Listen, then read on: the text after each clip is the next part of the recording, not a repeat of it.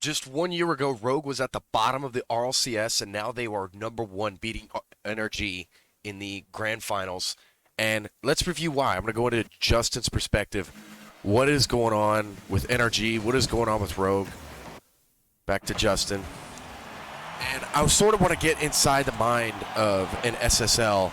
And I don't see anybody doing this kind of work. Nobody ever bothers to explain what is it that's going inside a professional's mind while they're playing.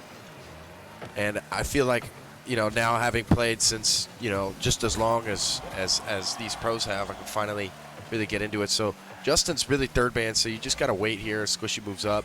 And sort of the ideal rule, and you see this a lot with NRG, these guys play really far up. So they'll always have their second man kind of playing in tandem with their first and kind of square. What I mean by square is like horizontal, like they're playing completely square. And so it's sort of the idea is whenever you're third or you're behind your teammate, you want to play, literally you want to draw like almost, let me bring out Epic Pen. You almost want to draw like a line directly behind him and then follow that in a way. You're going to see this a lot. If you watch a lot of professionals do this, you're going to see they do this constantly. Whenever they go and rotate behind a teammate, it is always like an imaginary line just back behind, and they'll follow that. And they'll play about a half field away. That's another thing, is the spacing. And they're not afraid to play patient. They just let the ball come to them. I've seen too many times, I didn't mean to skip there. I've seen too many times where whenever I'm coaching or whenever I'm with students that whenever I'm telling them, like 90% of the coaching session is relax and wait. And that's a beautiful flip reset from Squishy. I want to rewind actually. Let's recap here. That was beautiful. Let's actually go into Squishy's perspective for this. So what happened here?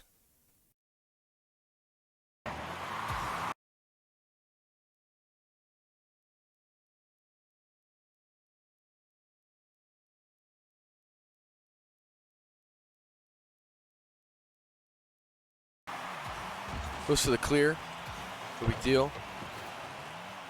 And now he's third. And now the zone of responsibility is the right side, but here he can move forward with what's going on. This is probably a comp thing because Justin, is there. And I don't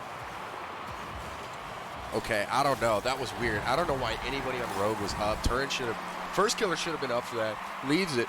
Probably thinks Turin is going to go for it. And then neither of them go. Squishy just gets a flip reset and just scores it. There's some weird miscommunication there from Rogue. And I have to say that, back in 2018 when I used to play against Turin Turo, he was probably the most frustrating player I've ever played against. He always made small touches that were just, oh my God, what was that? All right, rewind, hold up. This is just beautiful. Jeez. So Energy is coming out of a bracket reset. It looks like they were in the losers at some point, having lost to someone early in the bracket. And they're now leading in the Game 7. This is what we're going to be reviewing, this Game 7. Possibly another game after that. That's a great juke. As long as you play it around him. But he gets demoed, so that pretty much equalizes the position. So Justin now is rotating out opposite the field whenever you're first man. So he was the first man that just went. Now he's second here. He's going to look to play behind Garrett G. That's kind of the rule, right? Maybe he looks mid because, potential pass, nothing happens. And that's kind of the give or take, is whenever you push in mid, there's always two things you could do when you're second man. You can either go to the sideline, or you can let the ball come to you, which is what I like to do, or you can move into the midfield. And here, I mean, an Energy just naturally, they play really, really aggressive. So usually it's, Justin or Garrett G will rotate into the mid, and then they'll have their third man kind of play behind about a half field away from Garrett G, and you're going to see Squishy Muffins right here.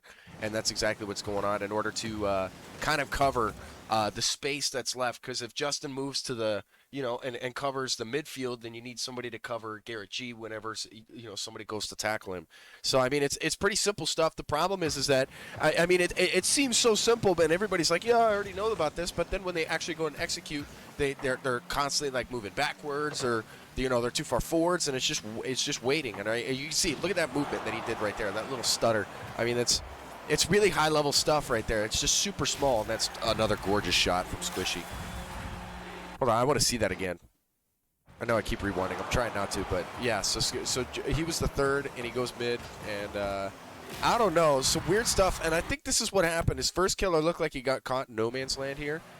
So Taroko makes the clear, and his rotation should have been way different. Yeah, he got caught. Yeah. So this was 100% a mistake on first killer right here. So what he should do is, a lot of the times there's two options when you're rotating back. There's two things he could do.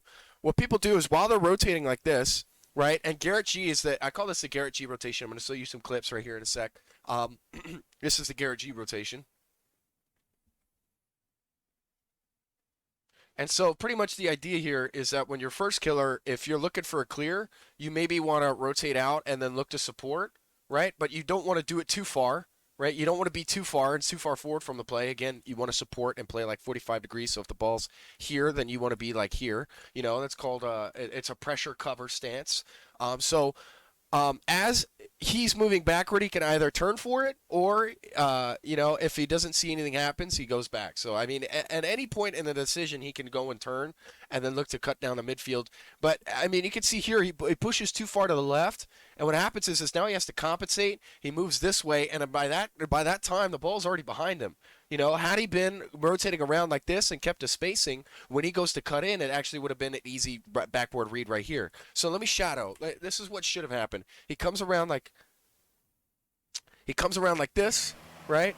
He sees, okay, I'm going to let my teammates go, right? You come around, you wait, and then maybe the clear happens there. So I think first killer was just trying to force an offense too much, and he just gets punished naturally by squishy muffins.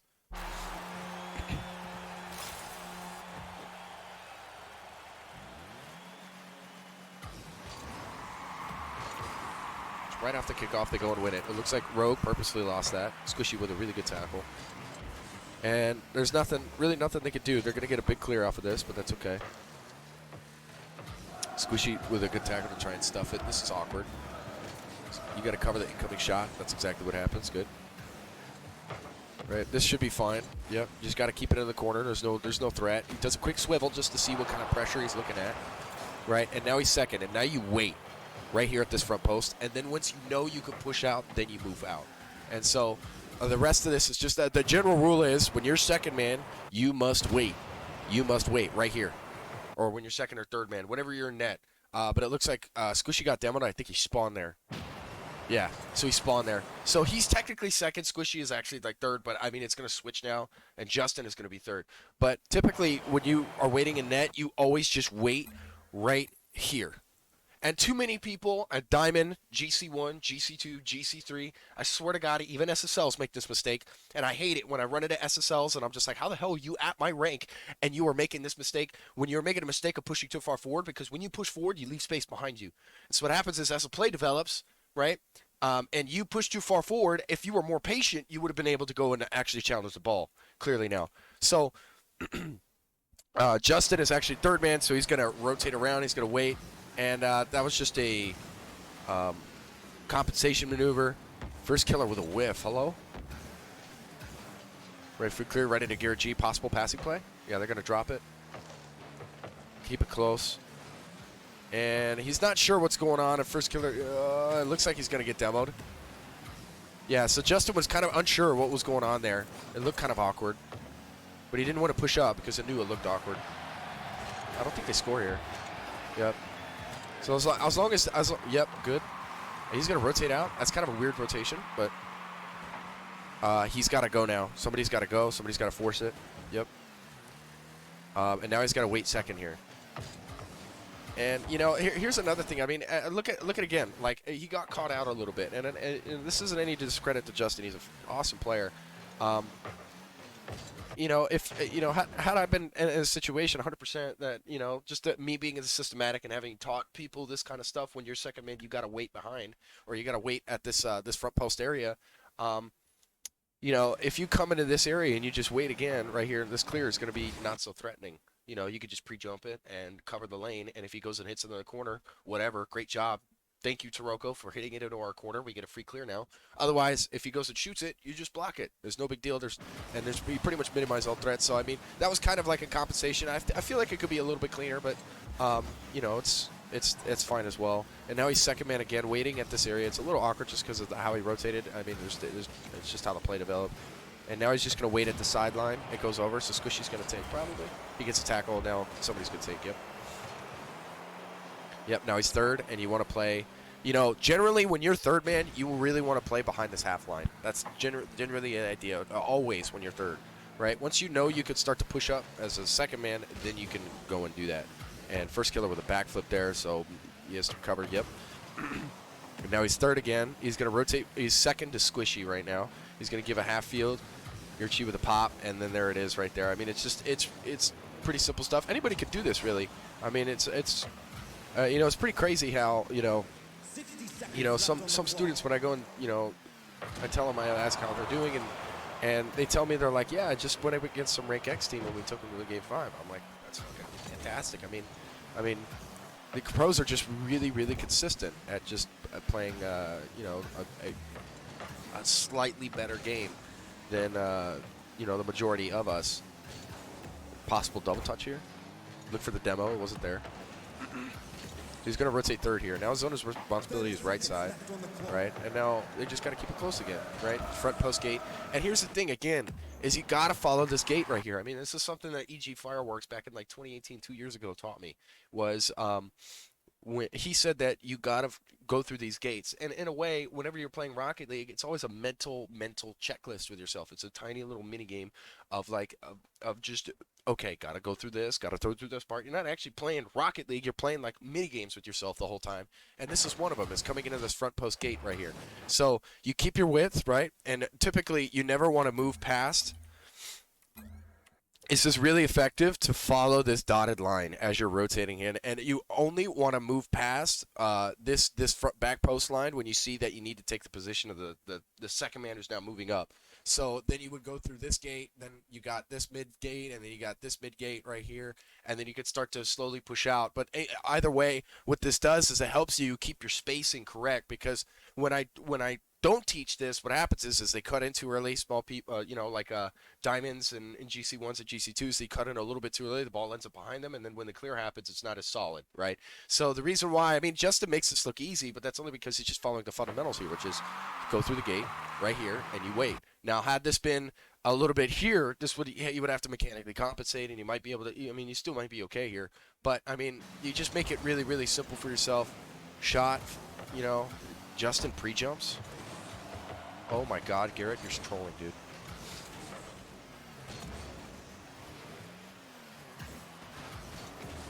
That's good. Yep, he's gonna get a second here. Yep, beats Sirocco.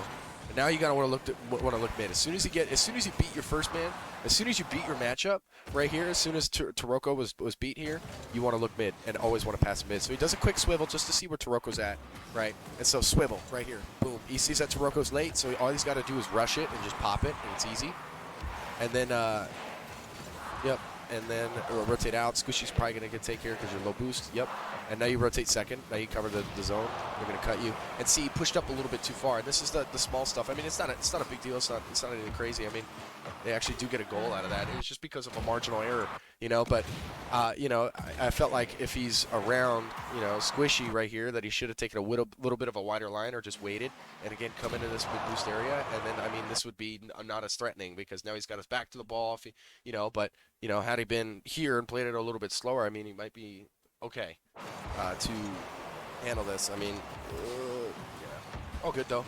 And that was Game 7 of the Bracket Reset Energy. They win the game. They go into the Bracket Reset only to get absolutely demolished by Rogue. And this like kind of like pace heavy, like, you know, Taroko and Turo and First Killer, these guys are like heavy people that just literally will just ball chase their shit off. And you know, it could be super tilting to play, especially when Turo is making all these extra tiny little touches. We don't get to really see much of that here, but that was back in 2 years ago. Since then, he's pretty much shaped up into a very solid, systematic gameplay. But that was Game 7, and Justin again with 671 points. And if you ever feel like you're useless, well, Garrett G got 158 points and still did just fine. And in the rotation, he's not a bad player. He did everything he needed to. It's just kind of how it worked out. So sometimes if you have 200-point games, no big deal. No big deal. So I hope this helped. Carry some of this information I told you in your rank games. Hopefully you guys like win some matches. That'd be badass. And let me know. Leave any comments. I mean, obviously, if this is something that you like seeing and being able to delve into the mind of Justin here, I mean, let me know. I mean, if you guys want to see Squishy, if you guys want to see, I mean, First Killer, Turn Turo. I mean, these guys are all fantastic players that I mean, we could all learn something from. So let me know. And much love, guys.